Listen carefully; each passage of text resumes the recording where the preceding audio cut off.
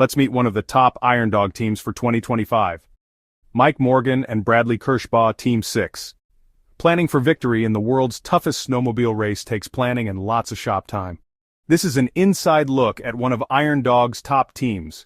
Marking fuel necks out. We're going to cut these out so we could fill these tanks faster at the stops.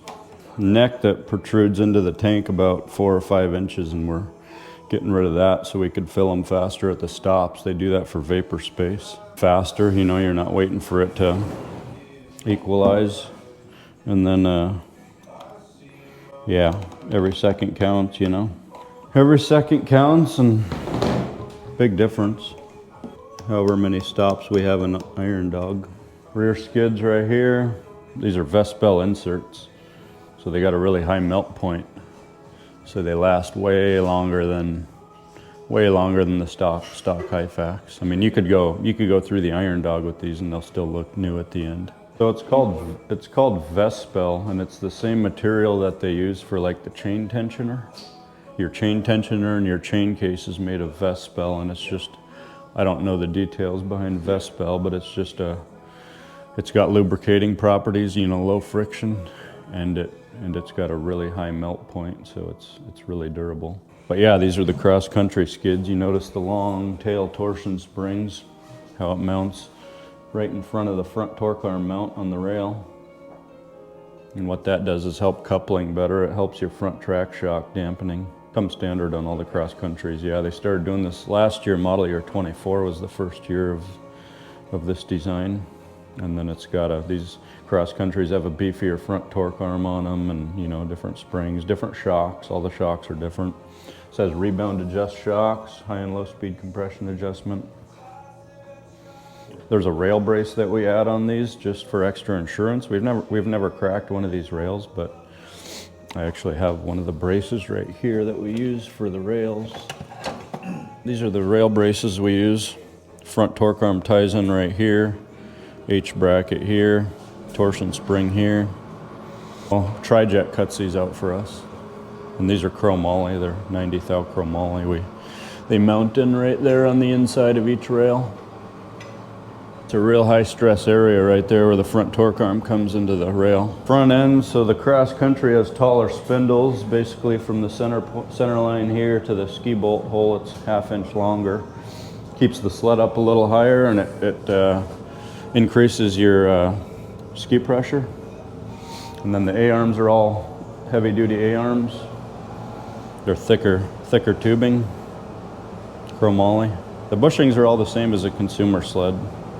Yeah, the bushings are the same. They come with CNA Pro skis, which these aren't, but they come with CNA Pro skis. We run these old tried and true. These are actually 2012 Polaris skis. They're pretty standard. They're really durable.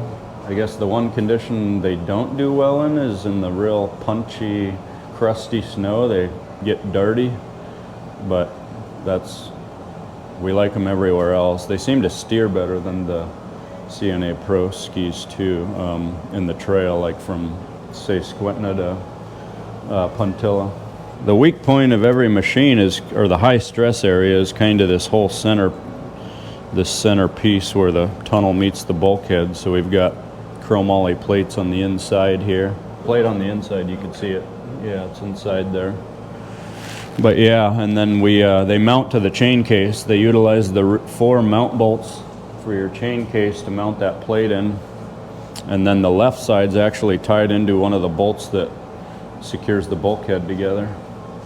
So the left side straddles that hole, basically where the drive shaft penetrates the chassis there. Those plates go all the way forward to this point right here. Tie this in. Here's the front rivet for it, and then it straddles beneath. So Bobby Minnie hooked me up with this. It came from Speedworks makes these, and I'm just going to run it on my practice sled. Bradley and I are running these saddle style tanks on our race sleds. This is my pickup line, and the way I'm doing this one is I'm putting an inline filter in right here, and then it just ties into the main tank right here. And then this is your vent line, and I just terminate it down here behind the secondary clutch. Vent line's right here. Yeah, vacuum's basically pulling this into the main tank. Yeah, another unique thing on the cross-country sleds is they have a race brake on them. It's got a floating rotor, so you get less heat buildup with the race rotor. It's floating, it's a two-piece rotor. They help dissipate heat away from that upper bearing too, and the chain on the cover on these have a bearing because the jack shaft goes all the way through. We're racing on this the Ripsaw 2, which is these ones. Yeah, we run stud boy. One of the differences with stud boy is they have a smooth, the backside is smooth, so your wheels are all going over a smooth surface. It's one thing we like, and then the backers are a little bit different. They got more surface area to them. Carbide tip. We haven't had any rip out. We've had them bend, you know, you'll get, I mean, that's pretty common for the terrain we're running over. We'll have them bend, but that's about it.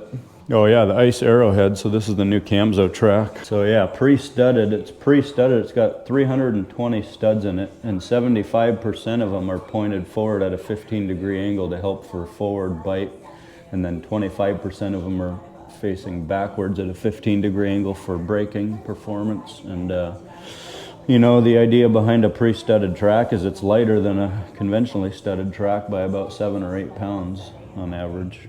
It's legal, but they still want it. It's legal, but they still mandatory. Still have to have 2 studs per bar. So it'd kind of defeat the purpose by lightening up the track, and then you got to add studs to it. It'd be defeating the purpose to run it, you know, because we still got to stud it.